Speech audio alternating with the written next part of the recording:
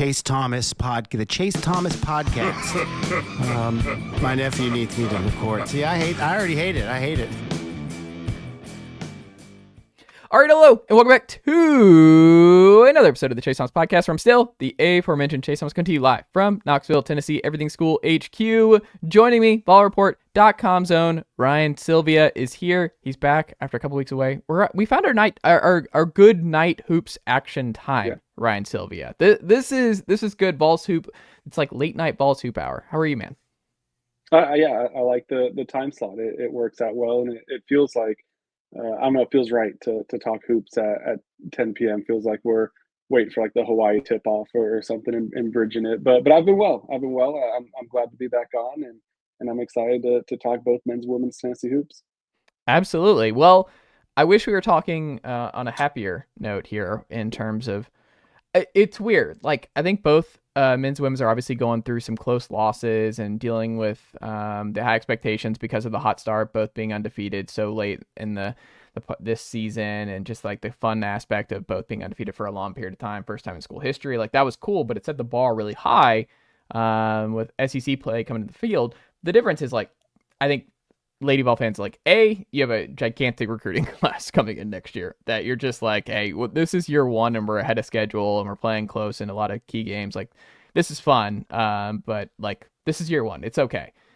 It's different with Barnes. Like, this, everyone looks at it like this could be the last ride. If Zakai Ziegler's not back and gets a fifth year, then who knows what it looks like for Tennessee basketball after this year. Like, this feels kind of like Brian Shepard and I talked about it, like, feels like a last dance a little bit in some ways with this Vols team. So I think there's a lot more pressure on the men's side, because there's so many what ifs about what happens to this team and this team as a whole going into next year. So I think it's just different. Like, I feel like there's a lot more tense nervousness around the fan base on the men's side than the women's side. I don't know if you felt the same, but it feels very, very different in terms, even though the results are pretty similar, the feeling about both teams is completely different. No, I would completely agree. And you hit it completely where it's like, yeah, it's Kim's first year and she doesn't want to kind of make that an excuse, but like, obviously your first year is going to be your toughest year. So in your first year, when you're in a tough situation, which any coach really is when they're taking over a program, and it's not kind of like one of those assistant coaches getting promoted. You kind of try to keep things rolling, but it's a completely new situation like the Lady Vols have. It's going to be your hardest year you'll have as a coach at that institution. And to get off to the start they have, it creates a lot of excitement. Even though there's some of those losses and they're just kicking themselves that they couldn't get it done in any of those close games, whether it's Oklahoma, LSU, Vandy, or Texas. I think they understand the challenge that South Carolina was, and that was a little bit different of a beast than those. But you kind of look and you say, hey, if you're doing that in year one, what's that going to look like year two, year three, year four, in going forward? But as you said, on the men's side, even if Rick Barnes is back next year, what does this team look like? Because if you don't get that fifth-year waiver that everyone's talking about, which would help Tennessee basketball so much, because then you get the return of a Zakai Ziegler, you get the return of a Jemai Mashak. I mean, you're going to have to do some damage in the transfer portal again. And even if those guys do come back, you're going to have to land some transfers and then hope some guys take the next step as well. So, yeah, it feels like if Tennessee is going to make that Final Four run, this is the year it needs to happen. Otherwise, maybe that window closes that Tennessee's had open for the last little bit less than a decade. And after the recent stretch of games, there's a lot of questions that make you think that maybe it was last year that was the big opportunity to get there. And they, unfortunately for them, ran into the buzzsaw that was Zach Edey. Yeah, and you were right there. The importance of, we talked about it all year, where it's like, the one seed just matters, and you know the history of the tournament and how much further one seeds go than two seeds and tournament champs, and like, you just had to avoid the Zach Edey part of the bracket or hope that they got upset first, because you were just like, you saw them earlier in the year and you saw what the matchups were and what Tennessee could realistically throw at him. It just was a bad matchup, and it was just, I think Tennessee was a Final Four team most years last year, but they just ran into the one kind of team that prevented them from reaching it. I think there was, to me, Tennessee was the third best team in the country last year. And there was two teams that it was going to be really tough for them to beat in any situation. It was obviously UConn and then Purdue. Mm-hmm. And unfortunately, once again for them, they hit one of those in the Elite Eight, because otherwise I think if you give them pretty much anyone else, including like an Alabama team, I mean, Tennessee beat on the road that Yep. year, so I guess it's not crazy to say that, and they're the SEC regular season champions. I feel comfortable, or at least confident, that Tennessee would be at least in the game at the end, and probably a pretty good chance to win one of those. And then maybe we're sitting here now, and it's a little bit more relaxed and less tense talking about Tennessee men's basketball because they're coming off their first ever Final Four, or they're coming off, if they could finish the regular season or the SEC tournament a little bit stronger, maybe they're coming off their first ever one seed too, which you mentioned they go so much farther in the NCAA tournament most of the time, but it's just another stepping stone that Tennessee hasn't been able to land on yet as they're trying to get to kind of that elite status and stay there with Rick Barnes. Absolutely. Well, speaking of what happened here recently, Tennessee loses again at home. Last night, we're taping this late on a Wednesday. 24 hours later, Ryan, Sylvia, how would you best explain what happened to Tennessee against Kentucky last night? They just couldn't hit a shot, and it felt like for so much of that game, especially down the stretch, that Kentucky was begging Tennessee to hit some big threes and get back into that game. It was wide open looks. It was open looks from everyone on the roster. It felt like Chaz got his looks, Zakai got his looks, Jordan Gainey, Igor, Darlington Dubar. They all got their open looks that you're comfortable with them taking, and they just weren't dropping. And that number sticks out where it's the second most threes Tennessee's ever attempted in a game, which makes it feel like they're taking too many, and maybe they are. Rick Barnes said this team probably isn't good enough to be launching that many, but God, so many of them were just wide open. And do you really hate those looks if it's Chaz Lanier shooting that, even though he's been in a slump and hasn't been hitting shots, even though Zakai Ziegler hasn't been as efficient as of late? Do you really hate those shots? I mean, I guess at some point you do when they're not falling, but it gave Tennessee you couldn't really ask for much better looks. And when they're not falling, they're really not falling for Tennessee. And I think that's what gives a lot of people pause about picking this team to make a deep run. And it cost them against Kentucky. It might have cost them a chance at a one seed this year. It's going to be really tough with what lays ahead. They're going to have to win some games that are going to be really tough, including this weekend against Florida. And to beat this Florida team, as Tennessee saw when they went on the road, you're going to have to start hitting those shots. So it's not like Rick Barnes couldn't coach up or design plays to get open looks. They were there, and it wasn't hard to get those open looks. Kentucky just sagging off. They just weren't falling. And I guess what are you going to do about that? That's just you have the team you have the shooters you have. Not that it's bad personnel, but you just kind of have to roll with it.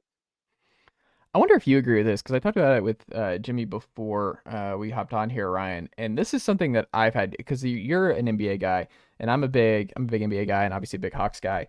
And I wonder, because it kind of reminds me of the Houston Rockets prime years with James Harden, where it's the inverse, where part of what drove me nuts about the narrative when Houston was challenging Golden State in those prime years of like, hey, is Mike D'Antoni and James Harden going to be able, like, yeah, going all in on offense is good, that you're number one in offensive rating every year, and James Harden has the highest usage in the NBA. He's extremely efficient, this, that, and the other.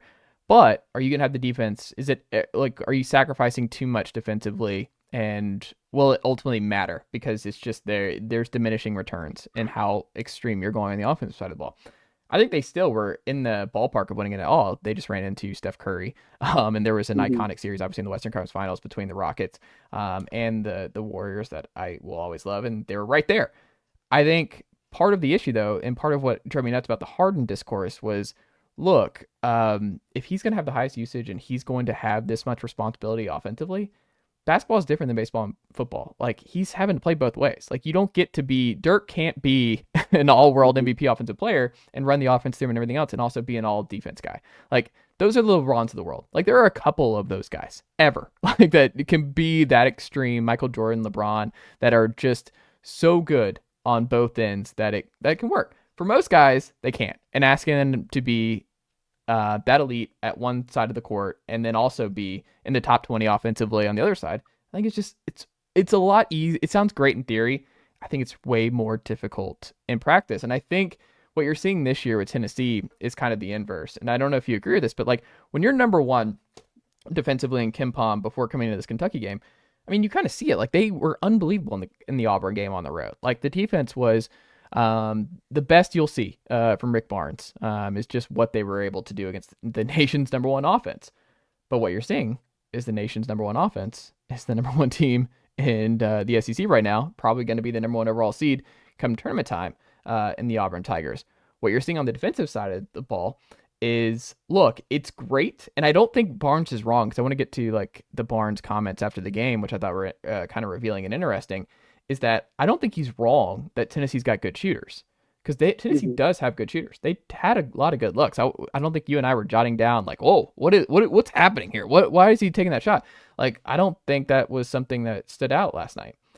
What I think stands out to me, and that's just kind of the nature of the beast, when you are so reliant on being the team that takes other teams to the mud and being the number one defense on any given night, and asking these guys who are good shooters to think defense first and to use their legs and their athleticism and their abilities primarily on defense, to also have them kind of look over their shoulder, where if Dubar misses an assignment on defense, he's out. If Jordan Gainey has a bad turnover or something, he's out. Like, I think it's one of those things where your best shooters are kind of like, in my best guess is they're not comfortable. And I think that stems from being defense first so long that I just don't think it's realistic for these guys to be able to play free, to kind of think, like, to kind of just be like, all right, look, I'm going to have some defensive breakdowns sometimes, but it's going to be okay because I'm going to get these shots up. I'm going to be able to get in a rhythm. I'm going to have time on the court to kind of settle in. Because Dalton Connect was like an outlier, a unicorn in the Barnes scheme, because he had defensive breakdowns all last year. But Barnes lived with it because Dalton was a flamethrower offensively, and he was so good that he imposed his will, where it's like, I can't take him out. Like, I just can't, even with his issues defensively. He doesn't give that to Dubar this year. Like, if Dubar messes up, like, Dubar has it, like, it just, the rules aren't the same. And I do think that's something, I wonder if Barnes could get a two-over, he would have changed some of that early on, because you're so thin, you need these guys to be confident. You don't have many shooters who are confident shooters. Dubar is one of them. Gainey's been a lot better this year. I like Jordan Gainey a lot, but I think he gets rattled a little bit, especially when he's asked to do the combo guard stuff and he has bad turnover like he did last night. I just think he's still a really good player, but you need his shot. You need him to believe he can make shots, because Zakai is shooting a career worse from deep. Like, Zakai is not a good shooter. Like, Zakai is okay. He's not a good shooter. He's never been an elite shooter in this league, and he's had the worst year. It's like Trae Young. Trae Young's not a good shooter. Trae Young has a high volume. He's not a good shooter. Zakai has a high volume of threes. He's not a good shooter. I like his shot diet. I'm okay with him taking him, but he's not a good shooter. He's okay. I'm throwing a lot at you, Ryan, but that's just kind of where I'm at. No, I think it's an interesting point. I think you see maybe some of those worries about getting an early yank to the sideline in some of those transition looks. Not the true transition, Dalton Connect. Yeah. There's 28 seconds on the shot clock. Chaz Lanier's done it a little bit this year too, and with those open looks. But maybe it's kind of trailing in transition, and Jordan Gainey has a look for three, and there's 23 seconds on the shot clock, and he gives it up. Or Garland Stone Dubar or Igor Milicic, and they give those shots up. And a lot of the times, especially in the last two games that they've played against Auburn and Kentucky, those ended up being the best looks of those possession, but they were maybe a little scared. And I don't know if that is exactly, hey, if I shoot this and I miss, coach is going to be mad and I'm going to get pulled, or if that's more of a directive to not shoot that if your name's not Chaz Lanier type of deal. But it is an interesting thing that I think has developed. And to your point, where maybe if Barnes could go back, he changed things. I think that's kind of been the trend, though, throughout his career, is that he's been more open to it. Like, you look at those Ken Palm offensive, defensive efficiencies outside of really, I guess, like that 2020 year where things were just such a bridge from the Admiral Schofield, Grant Williams days to what we see now, that you kind of throw that out the window. But from there, the defenses have always been really, really good, like top five, number one caliber defenses. And we've seen the offense continue to take steps. And part of last year is, of course, Dalton Connect. Like you said, he's a unicorn in this system. And I don't think, like he's one of one across the entire country. It's rare that you see guys come in like that and score the way he did. But the offenses have taken steps. You saw with Kennedy Chandler, the offense took steps that year that they didn't see probably since that 2018-19 season with Grant, and that's continued to develop. So I think he's evolved as a coach to being more willing to bring in guys like Igor Milicic, who's a really good rebounder and not a bad defender, but not an elite defender, to bring in a guy like Jordan Gainey, who's not physically an elite defender, maybe. I think he's taken a lot of steps mentally to kind of be in the right spot, but he's kind of playing with the cards stacked against him just with his build, or got just guys like that. I don't know if they would be on Rick Barnes' team 5 years ago or 4 years ago because of how defensive focused he was. So I think we've still seen some of that growth to him being more willing to maybe give an inch on defense to gain a little bit on offense. Because of course, he still is defense first. If you're not playing defense at an elite level, then you aren't going to play. And although it can be frustrating, it is the reason Tennessee's been so good. And it's the reason that they've been consistently a top 25 whatever team in the country, is because no one can score on them, it seems like, except for maybe one or two teams a year that get hot. You just can't have Cade, Akpara, Jemai lineups at times where you're just like, what are we doing? That's a felony. That can't happen. Like you just can't do it. But what do you think of what Barnes was talking about? Because it was pretty interesting, and you're in there with him. Like from me just reading the transcript, I don't know, it was pretty revealing, and it felt kind of like Barnes was pretty beaten down. Where it's just like this. I don't know. From just what I read, it's just like this. He's down, man. He's just like, this is a bummer reading through this. Is that kind of where you're at? And how concerned are you with how just kind of like, not Barnes throwing his hands up, but it's kind of like, I wish I had the answers right now. Because that's how it felt like to me reading through that. I think that's part of it. I don't think it felt as bad in person and kind of over audio visual. And I guess just kind of like watching a video, maybe it probably wouldn't feel as bad either. And it felt similar to that Auburn game in a way, not to the same degree, but like after the Auburn game, he wasn't mad. And you see a frustrated Rick Barnes a lot when they lose games they feel like they should have won. And I think that's a game that they felt like they should have been able to pull out down the stretch at Auburn. But he kind of came to the podium and was like, man, that's the number one team in the country. Tennessee's a really good team. Both played well. What are you going to do? And the Kentucky game wasn't to that level of like, hey, you play well, sometimes you're going to lose when you play well, because there was so many of those issues like the shooting woes that Tennessee faced. But he did make sure to point out, like, hey, we've only lost 4 games this year. Everyone's saying that we're a bad team. To Ricky's like, hey, we're not that bad. It's a 4-loss team in the best conference in America, and 2 of those are on the road to top 5 teams. So I don't think that he's completely throwing his hands up. I think there is a little bit like, what more can I do maybe when guys are missing those open shots. But in person, it didn't feel as deflating, more so than, hey, it's another game that you should have won that didn't go your way. I think part of it too, I don't think Rick Barnes gets caught up in a rivalry game. So to fans, when Tennessee loses to Kentucky, that is a nightmare, especially a game that Tennessee feels like, or Tennessee fans, and really on paper, Tennessee should have won. I think that makes it feel so much worse. Like if Tennessee loses that game that they just lost to Kentucky, but it's like a good LSU team or like a good Mississippi State team coming to town, is there that same kind of the sky is falling reaction? I'm not sure. And he's more focused on March. So I think that also plays into it a little bit, where it's definitely more frustrating as a fan than to Rick, who's probably more worried about the whole picture, the overall thing, and what this looks like in March, rather than losing to a rival that fans really don't want to lose to.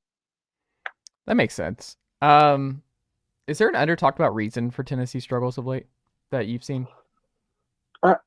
They're just not getting good play from multiple pieces at the same time. And that's an easy thing. Like, that's not a very X's and O's answer, but it's just like one game, it's Igor Milicic, like we saw against Kentucky, where he looks great and he looks like that out of conference Igor Milicic that no one could really stop. And then the game before, he's nowhere to be found. And during that game, maybe Charles Neer's hitting shots, and maybe Zakai Ziegler's efficient and he's playing really well.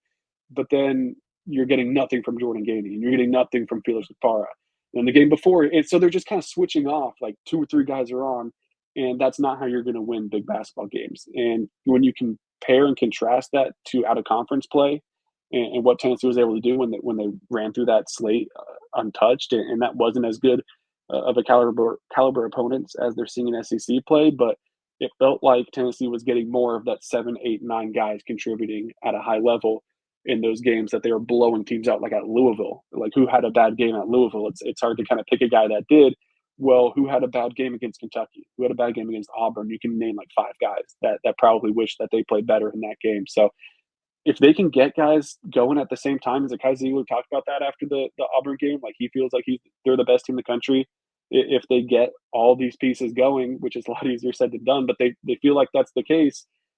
We just haven't seen that since conference play arrived. And I don't know what the key to success there is. I don't know if there is a key to success besides almost getting lucky that guys are on at the right time and at the right time of the year. But it's killed Tennessee in some of these past games where maybe if you just had 1 or 2 more guys, that it was their night alongside the other guys, then maybe you win that game at Auburn. Maybe you survive this game against Kentucky. Maybe you don't drop that game at Vanderbilt. I think that's fair. And I think Tennessee could survive with Igor being the kind of mercurial one, or if he's pulling the Olivier Combois where every 3 games he's really good. You're like, all right, it's not ideal, but I can live with that. He might save me in a tournament game in around a 32 game. Like, I think he has that potential, but you're not getting every night. Like, I think that ship sailed on consistent Igor. However, I think it's just hard when Zakai's your only consistent guy. And I'm going to throw in Felix because I think Felix is consistent. I think Felix Akpara has been he really plays his good. role very consistently. Yes. Like, what you're getting out of Felix Akpara every game. And I think he's solid. I think everybody else is a wild card. And to your point, I think that's like Chaz can't be a wild card. And I think the fact that Chaz is a wild card, it's not even about comparing him to Dalton. It's just he had 10 threes last night, I think, and it didn't feel like it. And it took a lot of really late in the game where he's jacking some to get up to 10. But he should be at 10, like going in like 7 minutes left in the second half because that's all he does. Like, and I don't mean that as like he's not going to go to the line. He's shooting 2 free throws a game. He's going to line once. And it's hard to see him get to the line because he's not a drive guy. He's not a contact guy. And if teams are really bottling him up and he is not able to get into that just coming up ball screens at the elbow, if that's not there, he has to do something else. And it's just, I think you saw he was bringing the ball up a little bit last night. Maybe that's part of the answer is just have him, like, force him to be aggressive and have him have the ball. But I think that's the main part of it is just that he's not an aggressive, I think you hoped, because I think he got the comparison to Antonio Reeves coming in from Kentucky a year ago as like the closest comp. But like Tennessee needs him to be Rob Dillingham. Like that's who they actually really need him to be, where he's as good of a shooter as Rob is. But Rob is firing. Rob is not the biggest guy in the world. Rob was not driving, but Rob was getting shots off all over the place. And he was shooting at a high clip for Kentucky. That's really what Tennessee needs from Chaz is like Chaz needs to be shooting like 12 to 13 threes a game. Because that's all. If he's not going to go to the line and he's not going to do the other stuff, he's not a big time passer. He's not going to move the ball like Asante or anything. Then, man, you got to be getting shots up. Like, I don't know what else to tell you. Like, you've got to be shooting threes. Like, you've got to get 13 up because you're going to make a lot. Like, I think people panic about, like, he had some bad misses early, but he's going to regress to the mean. And I think the mean for him is still really good. It's just like, sir, you've got to get these shots up. Like, Igor, it's a different beast. No, he's a big. Like, he's not going to, like, it's just going to be a little bit different. Chaz, you've got to put those up. Like, you just do. Is that fair? I don't feel like I'm being too harsh there. I think that's fair. And I think you're right where right now he's below his mean and he'll get back to that middle. I don't think that middle is what he was at the beginning of the year. I think that was above the mean. I think there's an in-between where he kind of just completely skipped that step and went from top of the top to really in a slump. And if he could find that middle ground and take 10 to 12 threes a game, if he's making 3 or 4 of those, I don't think you hate that at all if you're Tennessee. So no, I don't think that's unfair to say. I would love to see him get to his shots. It would be nice if he could get to the rim a little bit more. It's not really in his game. The issue is it's not in the game of a lot of Tennessee's perimeter players. Like Jordan Gainey can do it a little bit. Zakai Ziegler can do it a little bit. Jemai Meshack is a weak driver, and Chaz he doesn't dunk. I don't driver. understand the Jemai not dunking. He's big enough to dunk. He had another one last night where he would, if he just dunks or tries, he gets fouled, whatever. Yeah, and you're going to the line. Why? You're so athletic. Just dunk. He won't do it. It drives me nuts. I don't understand why Jemai does not dunk because he is he doesn't know what he's doing once he's inside, and you can tell it's just like he's kind of in over his head on these drives. And I'm like, you're super athletic. Just go up. They're going to foul you. They're going to foul you or you're going to dunk. You could dunk. I don't understand it. I don't understand. There's been some talk over in our message board comparing Jemai to Eve Pons, which Mm, I really don't hate because it's like one of the best, if not the best, yeah. defensive players in the entire country, an athletic freak. Mm, They can shoot the ball okay from like you don't hate it if they take 1 to 2 threes a game, but they just for whatever reason, despite all the athletic tools that you could ever ask for, just do not get to the rim very well yeah. and do not get to the foul line well. And so that's kind of been an interesting thing to see people talk about that. But I do agree, and so that makes it important though that you're hitting those shots on the perimeter. I think you need Chaz Lanier to start hitting those shots because then that does open the lane for the guys that are able to drive, and then maybe it opens up things a little bit more for some of the players that aren't as strong getting through rim. Maybe that gives Jemai Mashak that one half step that he needs to get a better look. I did want to touch on Igor Milicic and what we were talking about because I agree he could be that not that that's ideal, but like that Olivier Comwa type of player where every third game he's really contributing on offense. I think the key for him right now is sure you can go 4 points, 7 points, 18 points, but for all three of those games, they need his presence on the glass. He needs to Mm, continue to be an elite rebounder. He's been pretty consistent there this season. There hasn't been many games where he's been kept off the glass, but if he can continue to rebound at like an 8 per game, pushing over 10 per game, I think you'll take the somewhat inconsistent offensive play from him. But someone's got to step up besides Zakai Ziegler, and I think that is part of the reason that his numbers are down this year in terms of shooting, is because there's way too often you're watching this offense and it's Zakai trying to make something happen. A lot of guys standing around watching, hoping that Zakai finds them or does something, and it makes a frustrating brand of basketball and a not very effective offense for Tennessee. So you're going to need guys to hit shots. You're going to need guys to maybe move off ball a little bit more, which once again is kind of a very plain way to put it and not a very complicated way to put it. But it's kind of the simple things right now for Tennessee that feel like aren't there. Final thing on Tennessee men's side of things, Ryan. I was thinking about this in the game last night because I mean there were some crazy like at the end where there were some substitution issues in terms of flipping flopping, and you had Cade and Jemai and Felix there when you're like, whoa, you the ball change. They don't have to be out here at this moment. Like you got to flip that. But I don't really know what the best five is because one of the things I struggle with is I think there's no doubt Gainey's one of your five best players this year. Like I don't think there's a way around Gainey being one of your five. I think he's been just great off the bench. I also think the offense is so bad at the beginning that I think you have to really consider Gainey being one of your five starters. And I don't know who that hurts. Like, is Chaz someone where it's like, hey man, like if you're not going to be aggressive, like Gainey's going to get shots up. Gainey is going to take those shots. Like, do you rattle that? Do you go with Jemai because he has been in that role off the bench, first guy off the bench, and just kind of come in if the defense struggles and the offense is not doing enough to justify that? But I don't know what the best five is. I don't know what the best closing five is because it's obviously Zakai. I think Chaz has to close. Yeah. Igor, I think is one of your five. Akpara, it depends on the matchup and how the game's going. So I think you could put Igor down at the five depending on the game. But like, I don't know what the best five is for Tennessee, and that's a rarity in the last couple of years with this team. Like, I have no idea what their best five is.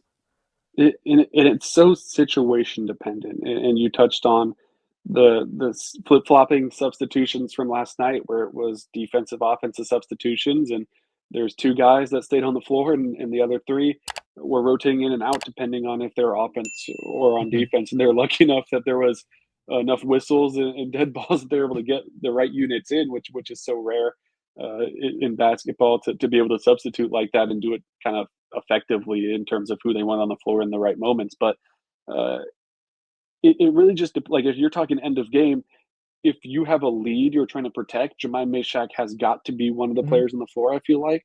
But if you have to try to scratch back from even like a 2 or 3 point deficit, it's kind of tough to justify him being there because you're going to need a big shot or two. You're going to need likely at some point a three to fall. So how is Jordan Gainey not in that lineup? How is Chaz Lanier not in that lineup, or even Igor Milicic. If maybe it's a better game for him, like last night, then he's got to be in there somewhere too. So it feels very situation dependent. Zakai's got to be in there. You'd think Felix has to be in there. I can see maybe depending on who you're playing, you could make the argument for Cade. I think even though they're very different players, they're somewhat interchangeable in what they give Tennessee, just kind of that height difference.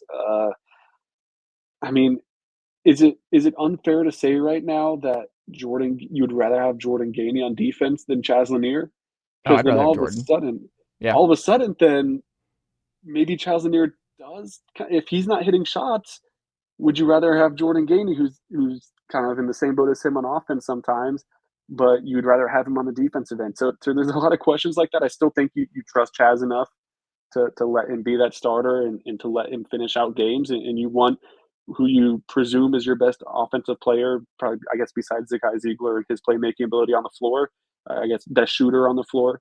So I think you still keep him in the game, but man, they're starting to be those questions, and you hate for Tennessee after being number one in the country for so long, and it's still a good team. Like, they're still a top 10 team, but you hate to see you even having to question, I guess, what the best five is when it felt like last year it was pretty obvious.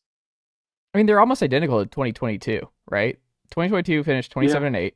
They were 35th in offense, third in defense. Like, it just kind of feels like that's closer to what they are. Like last year was probably the best offense you'll see. In 23, they were 64th in offense and first in defense. I think the offense is a lot better than that 23 team. And their ceiling's a lot higher. I don't know. It just kind of, to me, like, it feels like the sky's falling. But when you look through the last 5 years, it's like they're basically where they've been, just without a superstar like they had a year ago. There's just no superstar on this roster. And I love Zakai. It's different. It's just Dalton's a different kind of breed.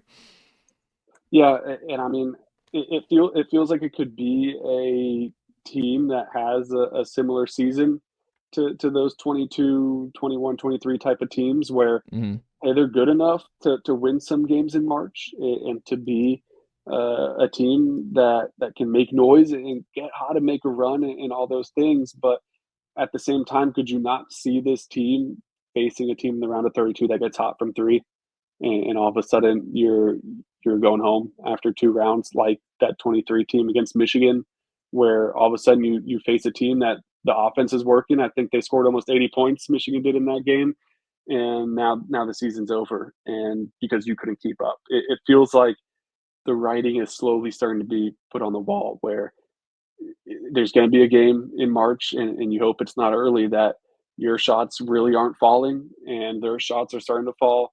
And if you can't survive that, I mean, that's March Madness. It's the beauty of it. You get one shot, and all of a sudden you're going home. Yeah, I think that's it. I don't know if this is too extreme as we move on with Lady Vols, but I think your expectations have to change. Like, if you were hoping for the 1 seed, if you were hoping for, like, this is just not a national championship team. Like, I just don't. I'm not going to say 0% chance Final Four team. I just think this feels like a Sweet 16 ceiling team, and I hope I'm wrong, but that's where it feels like to me. I don't feel like this is I just don't, Ryan. I don't know if you're right there with me, but I think that ship has sailed. If we're talking ceilings, I don't know if I would say the Sweet 16 is the ceiling of this team. I feel like the ceiling still is a national championship. Do you really? I mean, I wouldn't pick them to win the national championship, but I feel like if you get Zakai Ziegler being Zakai Ziegler, you get Chaz Lanier, who goes back towards the mean of being a somewhat more efficient shooter. And once again, that doesn't mean it has to be 25, 28 points a game, but if he can get up towards the high teens on average, if Jordan Gainey starts a dish, like if all the pieces start to fit together and get hot at the end of the year, I think this team is as good as any, and they could make that type of run. Would I put my money on them making the Final Four right now? That definitely not. But if we're talking ceiling, yeah, I think this team could get that far and win a national championship. I think realistically, though, it is probably Sweet 16. I think that's the round right now, if I had to pick, where you would really hope that they don't mess up in the first round and be one of those Cinderella upset teams on the wrong end of it. And then round of 32, you're probably in a bloodbath with someone that is really feisty and was good enough to beat whatever 10, 7, 6, 11 seed they just played and get to that second round, and you survive that, claw out of that, and then you fall in the Sweet 16 like I guess 2 years ago with you beat Duke, a decent, pretty good Duke team in the round of 32, and then you catch FAU in the Sweet 16, and there's your season. It feels like that's probably more so what it is to me, but I wouldn't lower the ceiling just yet. Maybe if they drop a stinker against Florida and they really continue to struggle in this upcoming stretch, I'll be on board with that. But right now, I'll still say that the true ceiling is as high as it goes. I love it. Optimistic Sylvia. Optimistic Ryan Sylvia on this program. Flipping gears here to the Lady Vols, Ryan. Close losses, obviously, at Texas, South Carolina, another one. Like, these are two storied, great programs. SEC play has been a little bit rockier for the Lady Vols, but what have you seen that gives you a lot of optimism, even in these close losses, if fans are a little frustrated right now? I like that there's, I guess, the level of buy-in. Like, they're doing what they're supposed to do, and the ball hasn't bounced their way. Like Kim said it, like they're a few points away from probably being an undisputed top 5 team in the country. Which she sees as a negative. And I understand that as a coach, how frustrating that would be. But to have this kind of group of players that come from all over the country, none of them have played for Kim Caldwell before, and they're bought into the system, and it's working well, and they're in all these big games against some of these top teams in the country, and they really haven't been blown out yet. Like, your worst loss is to the number 2, but we all kind of think the number 1 team in the country in South Carolina, by 7, and it's a deceptful 7, I guess. Like, it was probably more than a 7-point loss, but that is also part of the beauty of the system, is that it's going to wear opponents down. You're going to be able to make those late runs. You just want that late run to either be when you already have a lead, or it's tied, or you're only down 2 or 3, and not when you're down like 18. And that was, I guess, the difference in that one. But I think you have to like how successful it's been so early, and how the players seem to really like it. They seem to really believe that this can work at this level. And so far, even though if you just look at the record in the SEC standings, it's not the prettiest thing, but they played a lot of really good teams, and they've been in every game. So I think you have to take that. And I just feel like everything I say, if Kim Caldwell listened to it, she'd be like, no, I want to win a national championship right now. We're not taking these, but like, if you take a step back, we're allowed to. We're not on the team. We can take a step back and be like, hey, year 1, it's going pretty well. Like, you really can't complain that much. Do you think the offense is okay? Yeah, I think there's, similar to the men's team, you're seeing some regressions that probably end up going back to where they were earlier. Like Samara Spencer, I don't think she's going to break records every time she sees the floor like she did against NC Central, but she's a way better shooter than she shot in the last couple games. And I think teams are willing more. And this is something, too, on the men's side, where if the men's team forces a turnover, I think we're seeing a lot of teams immediately get back on defense and say, hey, beat us in the half court, because we don't think your offense can. And I think that's something, too, that we're seeing with the Lady Vols, is they're seeing teams kind of really tempt them to beat them with the half court offense, and that'll need to change. That'll need to get better. It feels very similar between the two programs right now, where it just feels like there's not a lot of movement, and then all of a sudden the same person's had the ball and there's 8 seconds on the shot clock, and you're just kind of like, is something going to happen on this possession? But overall, I still think you have to feel pretty good about the offense. It's been productive against some really good defenses. South Carolina is just kind of an entire different breed of a team, and just the best personnel that you'll ever see in college basketball, and all of that. So really, like, a lot of the stuff that hurt them, like a season low in points against South Carolina, to me, you kind of just have to throw it out the window. And if, once again, if it continues to be an issue, like with the men's team going forward, if it continues to be an issue and they continue to kind of have that point total continue to drop, then sure. But as of right now, after losing to South Carolina, I'm not ready to be too worried about it. Switching gears a little bit on the Lady Vols part of it, though, Ryan, what's your like? This is more positive. What's your favorite Lady Vol story right now? It could be a player, it could be just Kim Caldwell and what you've seen from her. What's your favorite Lady Vol story right now? I mean, I think the most popular one is Kim and her return from pregnancy, and that's been a really cool story to kind of see transpire and hear other coaches talk about it, and Dawn Staley, give her reaction and things like that. But outside of that, I've just really liked watching Talaysia Cooper this year. She's been a fun Hmm. watch, and you feel bad for her that it wasn't her finest game against South Carolina, her former school. Not that I think there's any like crazy beef there or anything that or something like that, but it's still your former school. I think you want to perform well in any situation like that. But she's been easily Tennessee's best player this season on both ends of the floor. I mean, she is a true SEC Defensive Player of the Year contender. And when I keep bringing up in preseason when she told me that, and that was a personal goal of hers, and not that I didn't think she was capable of it, but it's like that's a lofty goal to have, especially not as a big that's racking up 3 blocks a game, and the counting stats go a long way in those awards. So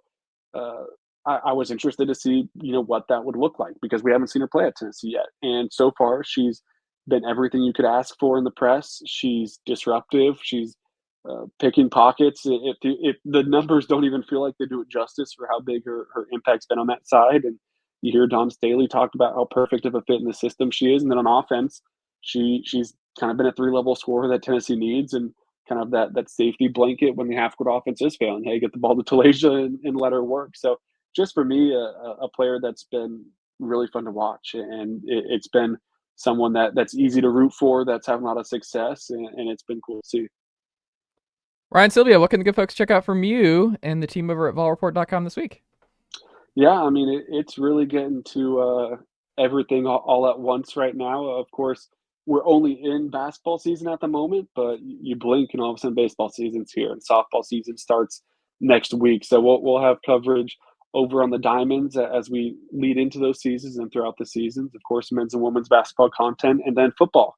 It never stops here in Knoxville, which is a beautiful thing. But we'll have recruiting coverage. We'll start getting kind of as this roster gets more settled in, some previews and stuff like that heading into next season. So we always say everything Tennessee athletics. We have you covered at volreport.com.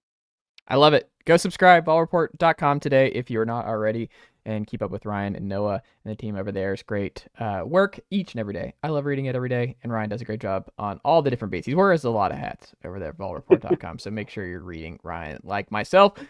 Ryan, thank you as always, my friend, and we'll check back in again next week. Yeah, thanks for having me on.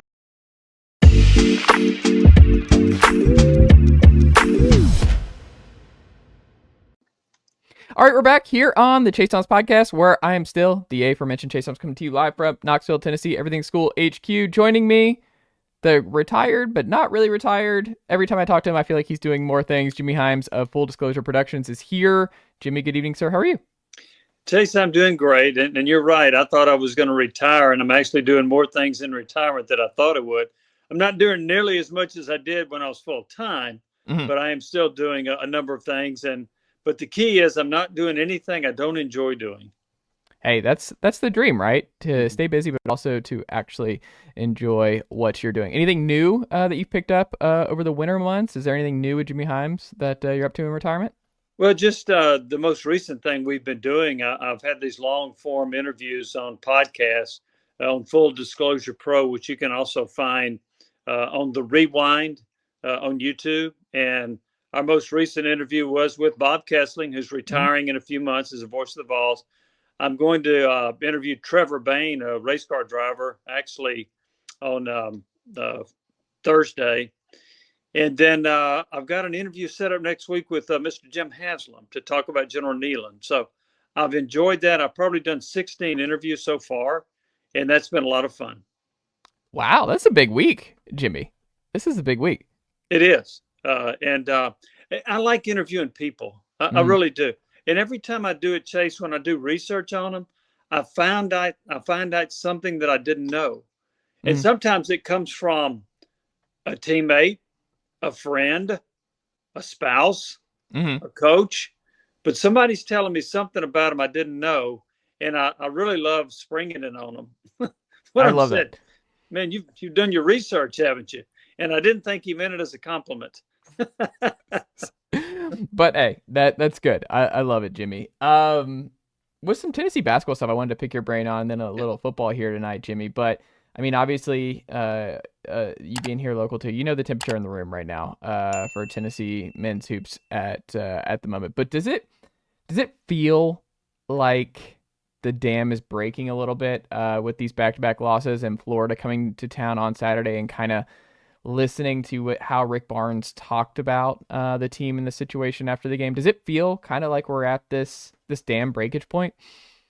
Yeah, a little bit. And I got to admit, the more I watch this team, the more flaws I seem to see.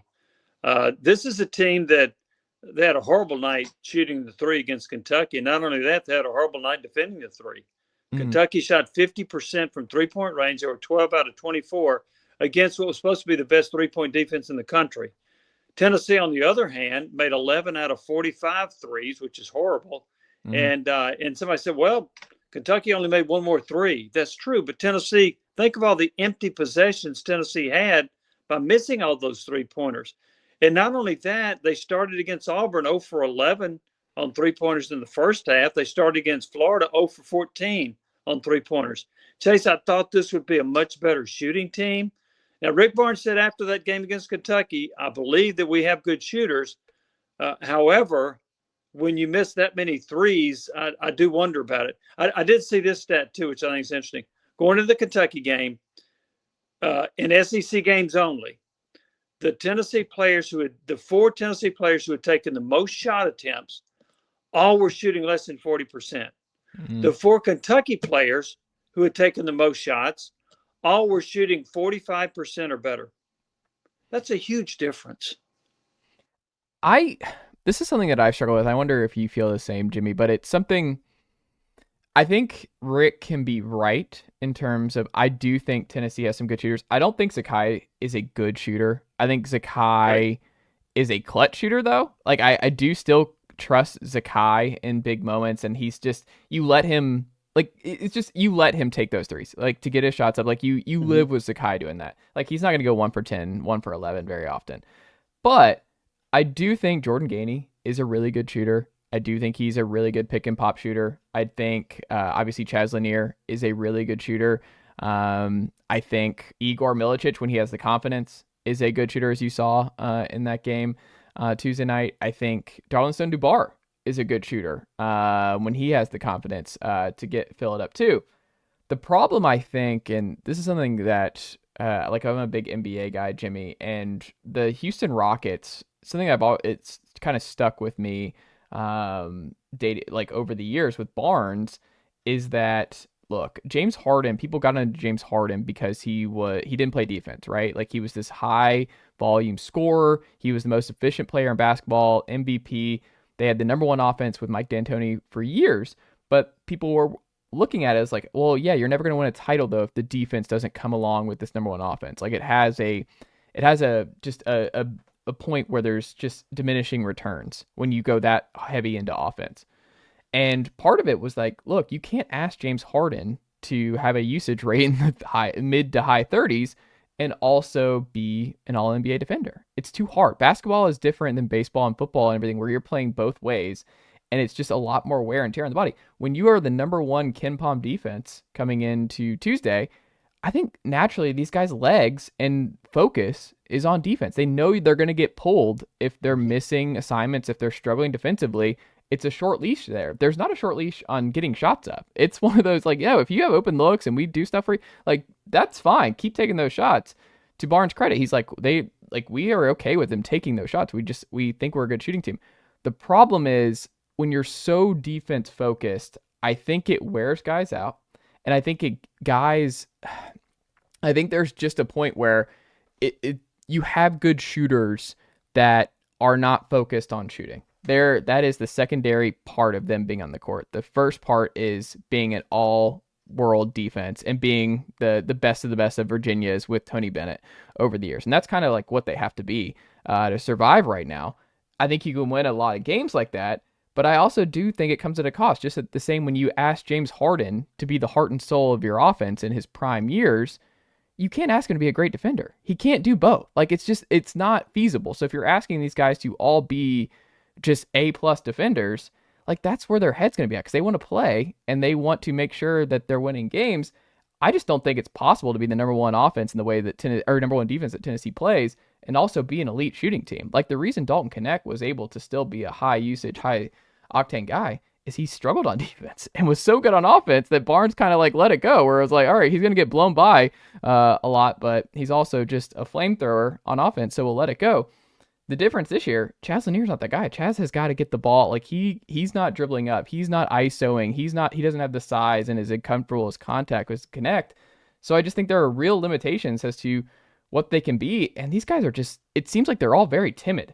They're all like just kind of frazzled and just uncertain of themselves on that end because the focus is still like the defense is working. Like outside of that game against Kentucky, you're the number one defense coming into that game for a reason. So I don't know. Does that all make sense? Because that's just kind of where I'm at this point.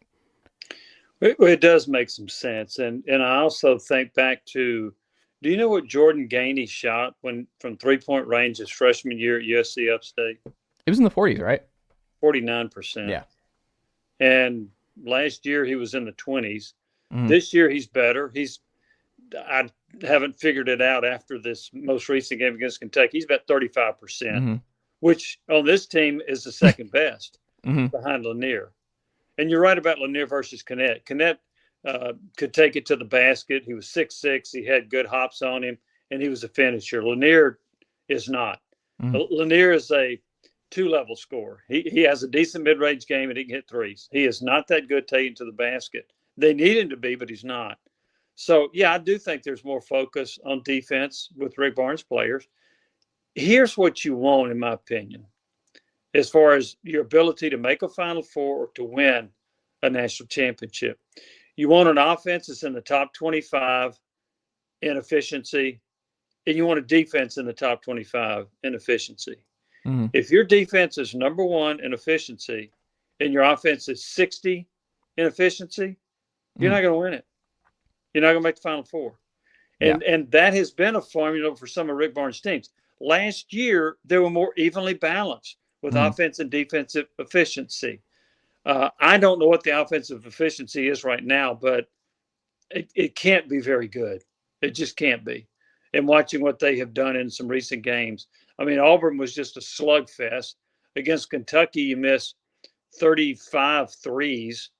I mean, and by the way, Tennessee, the most threes Tennessee had taken in an SEC game was 27 this year before they jacked up 44 against Kentucky. So, and I will say this, while Barnes contends that he has got good shooters on the team, and I can see where individually might say that, he also said, my team is not good enough shooting the ball to put up 45 threes.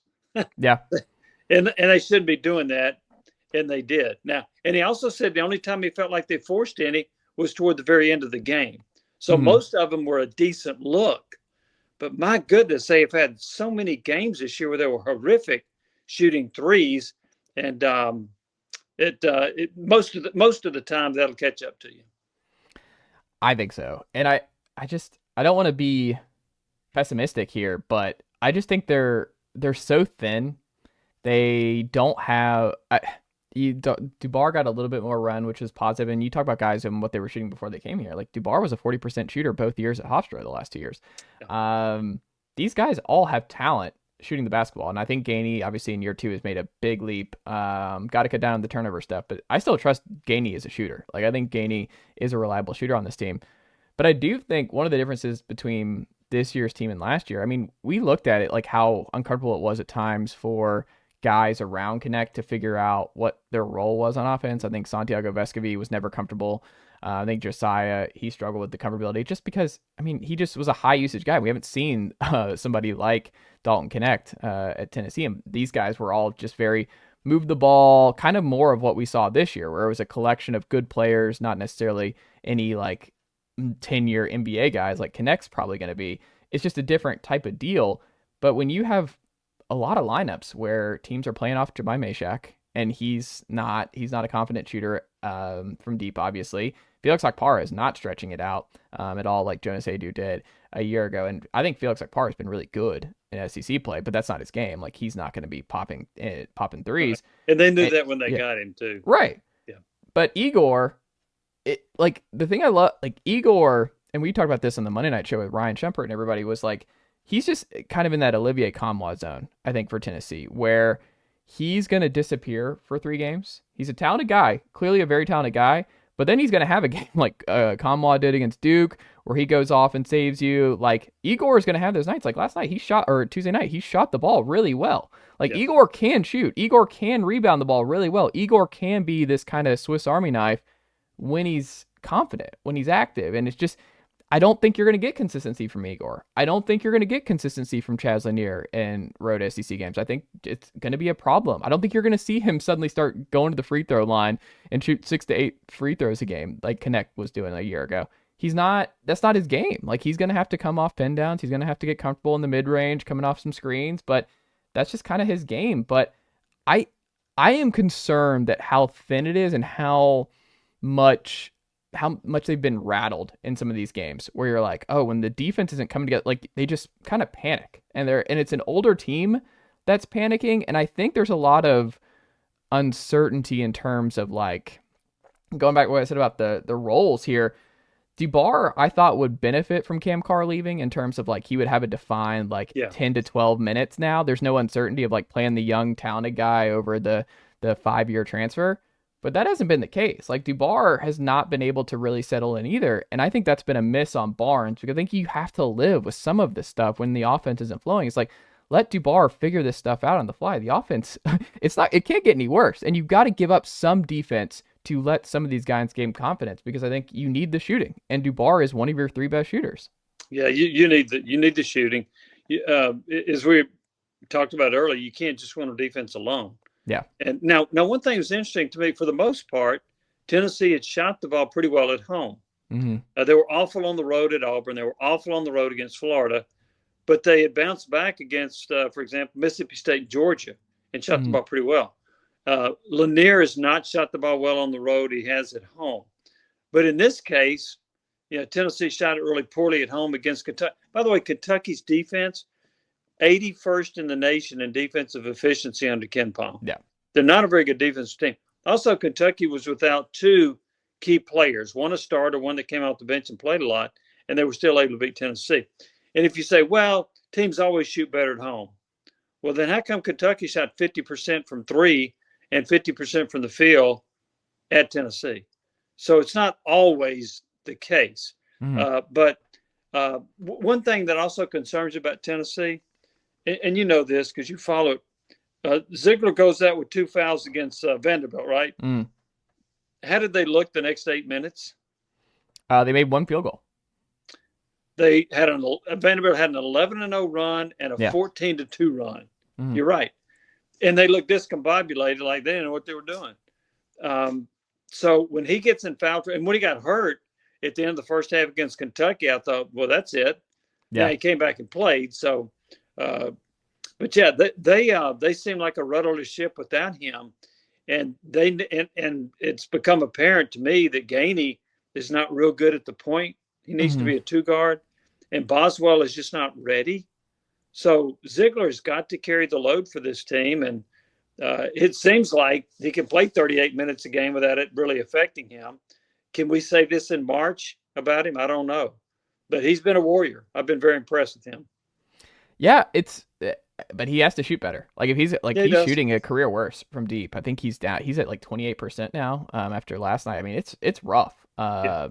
He's got to shoot better. Like, that's just part of it. But I don't know. He's not ever going to be a great shooter, but it's also like he's not going to take any mid-range. He's either around the basket where he's able to get guys on his back and he's able to meander inside and get a couple of those.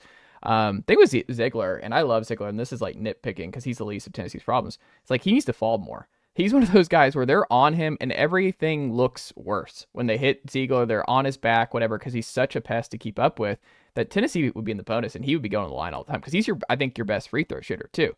I think Ziegler should lean into that more, especially when he's inside. Just fall, man. Like, I wish Ziegler was more of a flopper than he is, because I think Tennessee really needs that late in games because they play a lot of flopping teams. I mean, Auburn was flopping all over the place, and Ziegler is one of those guys that it's not in him, but man, he is so good from the line and so good at getting defenders in uncomfortable spots that he could be shooting 8 to 10 free throws a game with the way he plays. Well, and to the point about his shooting, there's nobody on Tennessee's team I'd rather have at the foul line the last 2 minutes shooting free throws. Mm-hmm. He is the most clutch free throw shooter they got. I thought he was a year ago also. Mm-hmm. That's the guy you want at the line. Oh, he may miss one in the first half when there's 12 minutes left. But when you get into when it matters, he just comes through. And that's what I like about him so much. And he's pretty fearless. He'll go in. Now, sometimes he'll go in among the trees and try to score. And sometimes he does. Or he'll kick it out. Or he'll just dribble through it, as you said, meander, and then come out on the other side and then start again. But, Chase, one thing that bothers me a little bit about this offense, have you noticed how many times they get down to less than 5 seconds and they got to jack one up? Yeah. They're standing around. Good. They don't know what to do. They're not doing anything. No, that's not good. And Dalton Connect could bail them out. Mm-hmm. There's somebody on this team right now that can just bail them out, throw it to him with 5 seconds left and say, go get a basket. They don't have anybody like that. Well, and the other part of it, too, is it's not Chaz's fault per se, but Chaz, you brought him, it's not fair to compare him to Dalton Connect. They're completely different players. But there is not, he brought it up a little bit, and I wonder if that continues in this game. He brought it up more than I've seen Chaz Lanier bring it up for Tennessee. But Dalton Connect would do that a lot. When things were getting Dalton Connect was I'm taking the ball up and I am going to go down and get a bucket. Mm-hmm. He has an aggressive nature. Chaz is not aggressive. Chaz is not comfortable. You talk about Gainey with the ball in his hands, kind of, it gets Tennessee into trouble sometimes. Chaz Lanier does not want to bring the ball up, or Chaz Lanier is not comfortable with the physicality of SEC play in terms of dribbling and just driving, drawing fouls. Yeah. That is what's really, really missing, is when Tennessee's shots aren't falling. It's nothing wrong with, because I think Barnes is right that they've gotten a lot of good looks. The problem is when those aren't falling, you've got to be going to the line and drawing fouls. That goes back to what I'm saying about Sakai, where I'm like, man, you just got to start falling over and taking that beating inside, get hit, go to the line, make your two. Because I talk about this, I'm a big Atlanta guy, and Trae Young, his 2021 season when the Hawks went to the Eastern Conference Finals, he's an undersized guard like Sakai. This league, the league changed their rules because of how Trae was baiting guys on his back at the free throw line and just going to the line all over the place and was killing teams with it because he was able to draw these fouls, these ticky-tack calls, but it guided them to the Eastern Conference Finals. And Trae's not a great shooter. There's a lot of parallels between Trae and Sakai, and I wish Sakai would do that because that's kind of it's not always going to be easy, and there are going to be nights when the shots are not falling. The problem is no one on Tennessee wants that kind of contact and to go to the line over and over again. And they had that a year ago, and they just don't. So they're going to have to live and die by either trying to get stuff up at the rim with putback dunks, or they're going to shoot some open threes because teams are going to dare them to make these threes. Yeah. Teams are going to they're okay with Sakai shooting. They're okay with Meshack shooting. They're okay with Cade Phillips, this, that, and the other. They're okay with it right now. Sure. That's what Kentucky did. Yeah. They were okay with it, and it worked for them. I thought this was interesting. After the game against Kentucky, Rick Barnes was asked, do you need more scoring inside out of Cade Phillips and Akpara? And he said, you can't score if you don't have the ball. Mm-hmm. Now, is he saying the guards have to get it to him? Is he saying the big men are not positioning themselves and demanding the ball? Either way, his point was you can't score if you don't have the ball. Yeah. They need to be a team that can score better inside than what they are. And Akpara typically, now a couple of games recently, he's taken a pass inside and made a move and scored. But the first 90% of this season, almost all of his offensive points came on alley-oop dunks or offensive rebounds. Mm-hmm. But if he can develop a game where you throw it to him inside, he can score a little bit more frequently than he's doing, man, that would make a lot of difference with this team. But one of the things that catches me is that whenever Tennessee gets in one of these scoring droughts, they seem to have trouble finding somebody that can bail them out, like a Connect could a year ago. And I think that's a missing element of this team right now. Even Estrella too, because I think Estrella has a post game. I think Estrella would have been really nice to have inside because I don't think that's Cade's game. I don't think it's Akpara's game. I think that was Estrella's game, and I think losing him has really, really hurt in those kind of moments when you're like, yeah. You need someone to throw it inside and just go up. And he was okay with it. He has post moves. He can do stuff with it inside. Yeah, and so well, and that brings up this point. Tennessee doesn't have a lot of depth. I think you kind of No. alluded to that earlier when you talked about Dubar going off the bench. They basically go 8 deep, and every now and then one of those 8 is a no-show, doesn't play well. So Cameron Carr out of the blue transfers on December 23rd. Estrella's out for the year, and so they only entered the season with 11 on scholarship. So their depth is a bit of a concern to me. Their games, they had a game recently where they only had 4 points off the bench. Mm-hmm. They had a game against Georgia where they got 29 points off the bench. And that was basically Gainey and Phillips that did that. But to me, the inconsistent scoring, the inconsistent shooting of this team has me concerned about them making a long run postseason, mainly in the NCAA tournament. SEC tournament doesn't carry a whole lot of weight anymore. But it concerns me about the NCAA tournament for Tennessee. And I can almost see it right now. Tennessee holds the opponent to 40% shooting, but Tennessee shoots 30% and loses by 5 in an NCAA tournament game. We'll see. That's why you play the games, right, Jimmy? We'll see, especially what happens on Saturday. Saturday's a buck-up game. Like, this crowd, you can't get swept this week at home. Like, you just can't. Switching gears here to football, Jimmy. I'm curious from your vantage point on this one. What do you think is more likely? Because I think this might go against what Tennessee fans are hoping for, but I think I'm curious which way you go on this. What do you think is more likely? Scoring defense gets into the top 5 nationally next season, or the offense gets back into the top 10 in scoring nationally? Defense. We're on the same page. Yeah. And part of the reason is this. I think Nico Iamaleava is going to have a really good year, but a lot of that's predicated by what I think are the 2 biggest concerns on this football team: offensive line, wide receiver. Mm-hmm. And if they don't improve in those 2 areas, and it's going to be hard on the offensive line. They've only got 1 starter back, at least as of right now. One of them's appealing. Mm-hmm. I don't see this offensive line being as good, in particular when you lose Spraggins and Cooper Mays.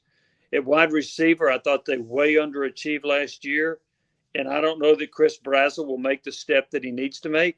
I don't know if Matthews is going to make the step that you would think a 5-star receiver would make. I don't know.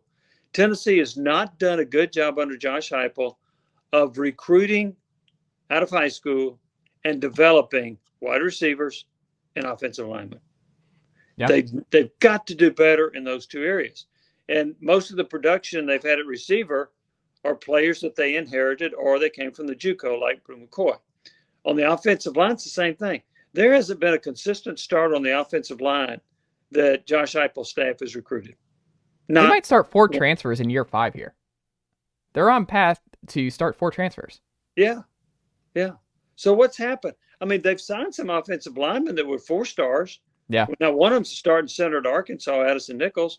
Yeah. But I just don't understand that. They've got to do a better job of signing and developing offensive linemen. I don't think you can hit the portal every year on your offensive line. And by the way, they haven't exactly been 100% on bringing those guys in. Well, it's also, you look at Notre Dame, Ohio State, Michigan, Georgia. Those aren't offensive lines built by the portal. Right. You can't win a national title when you build the offensive line through the portal. You can have 1 or 2. Tennessee having 4, potentially if Andre Carrick is back, like that just can't happen. Like, you can't have 4. It doesn't mean they're okay players, but you saw what Lance hurt. Like, there's a learning curve. Like, you saw at receiver, Dante Thornton, it took him a year. It takes guys a little bit of time to get comfortable in this offense and this scheme. Maybe Chris Brazzell breaks out, but I'm with you where I think it's actually a huge win that Tim Banks is back for Tennessee. Yes. Because I think he has been so I just underrated now by Tennessee fans that, look, there's a reason he's in play for Clemson, for Miami, for other big-time DC jobs.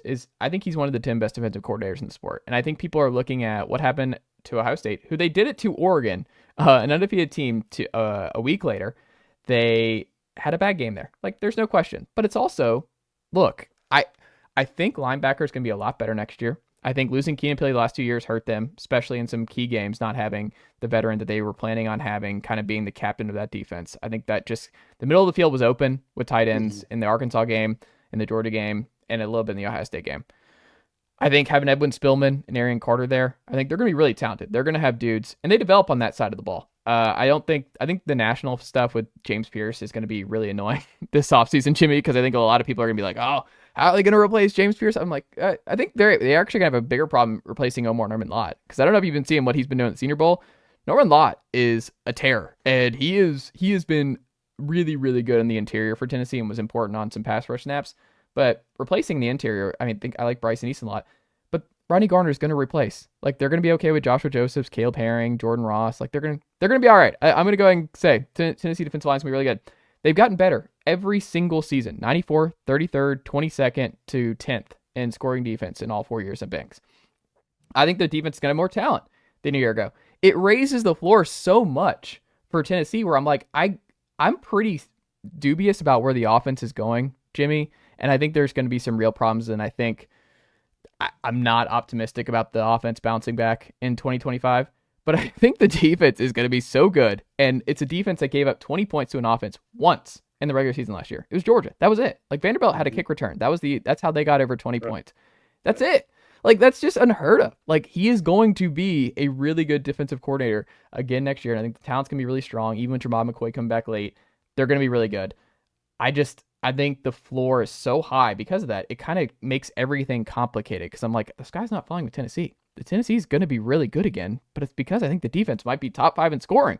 Like, I think they're going to be pushing for it because I think this defense is going to be really good and they're really comfortable in the scheme, and they sign and develop and they hit the portal really well. They know what they're looking for. They know how to bring in the right guys. They know how to press the right buttons, and they've got that machine moving. The offense, I think you have so many evals that you have to hit, Jimmy, that I just think it's too much. Like, you have to hit on Mike Matthews. You have to hit on Braylon Staley. You have to hit on David Sanders. You have to hit on maybe William Satterwhite. You have to hit on Lance Hurd at left tackle. You have to hit on Peyton Lewis. You have to hit on Nico Yamayava as a Heisman type guy, because there has been zero national championship winning quarterbacks in the last 7 years who have passed for less than 9.0 yards per attempt or more. Like, zero. Like, it can't happen. So if the deep ball's not back next year, the season, like, you can't win. If you're in 12 personnel again because your tackles can't block for the entirety of SEC play, you're not winning anything. It doesn't matter what kind of bracket you get if you make the playoff again. It doesn't matter. Like, you're not winning anything. Season, it's just not real. I feel like I'm ranting, Jimmy, but you've been around this a long time. This is where I'm at, and I need you to tell me if I'm right or wrong here. No, I mean, the offense has to be more productive. I didn't know the stat about 9 yards per attempt, you say? Per attempt, yeah. Yeah, see, I didn't know that stat.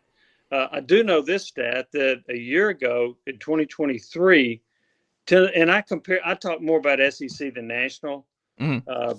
Maybe I should look more at national stats. But anyway, in 2023, Tennessee's defense finished in the top 5 in the SEC in 5 major categories. It was points allowed, run defense, total yards, sacks, tackles for loss. Mm-hmm. They did it again for a second year in a row. Now, there's some whining about, the defense looked bad against Ohio State, and it did. They didn't play well against Georgia. Well, guess what? Ohio State's offense was horrible against Michigan, but Chip Kelly ended up helping them win a national championship, didn't he? Mm-hmm. The point is, you're not going to play great every game. Yeah. Give me a guy that has a defense that plays really well, 11 out of 13, I'll take him. Yeah. Same on an offensive coordinator. In Ohio State, you saw how good they could be, but against Michigan, they stunk on offense. So that's one point. And the other thing is on the defensive line, and this is just, I understand that on offense, Tennessee tries to run a hurry up, and so they don't substitute a lot. But you can start a series with a different offensive lineman. Mm-hmm. They don't play many offensive linemen. But look at the defensive line. And one reason I'm optimistic about the defensive line, which I know you are as well, I looked at their depth chart the other day. There are 8 guys on this defensive line that I think are decent SEC players to really good SEC players. Mm-hmm. All right. Why?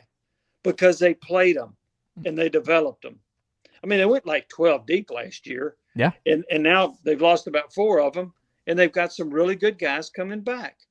So I think it's just the complete opposite of the way they handle the offensive line. Yeah. I don't completely understand it. I do get the fact that in an up tempo, you don't want to substitute because you don't want the defense to substitute. but you can start a series with a different group of players, and they don't do that. So, but no, I'm much more bullish on Tennessee's defense entering this season than I'm the offense. Yeah, I think it's going to be better. Secondary, Boo Carter, year older. Ricky Gibson, a year older. I think Idris Farouk, if he wins that job, I think he's an upgrade over Will Brooks. And like I said, the linebackers, I think, will be the best Tennessee's had to this point in the Tim Banks era, which I think will be key. They need McCoy back. Yeah. McCoy's really good. I love McCoy. Yeah, that torn ACL, I don't know when he's going to be back. Some people recover quicker than others, who knows? But I thought he was just an absolute stud last year. He's an all-SEC player. Made second-team All-American in some circles. That they need him. He's really, really good, and that would help the overall defense and help the overall secondary for sure. So I think his return is imperative for this Tennessee team. Jimmy, what can the good folks check out from you and the team over at Full Disclosure Productions? I know you're on the Sports Source still and Sports Source Digital Network and all that. What can the good folks check out from you this week? Well, Paige Dower, who is my partner in this venture, we had a podcast after Tennessee's lost to Kentucky. We are launching part 2 of our interview with Bob Kessling. That will be on Thursday at 1 o'clock. Then we'll have Trevor Bain for the next week, and then Mr. Jim Haslam after that. So that's what we've been doing. I've heard some people say they're having trouble finding us sometimes on YouTube. If you go to YouTube and you type in my name, all 15 or 16 interviews will pop up. You'll be able to follow them, and hopefully you'll check it out. And we've really had a good time doing this. And so we do some podcasts in and around games, and then the rewind is what I'm doing. That's talking to people about basically their past and their career. That's where you'll find the interviews that we've done. I love it. Go subscribe today. Check them all out. Jimmy does an awesome job. You know Jimmy Hyams if you're listening to this program. You're familiar with Jimmy Hyams, and he's still doing great work each and every day. Jimmy, I appreciate the time as always, and we'll have to check back in again soon. Okay. Thanks, Chase. Nicely done, nephew.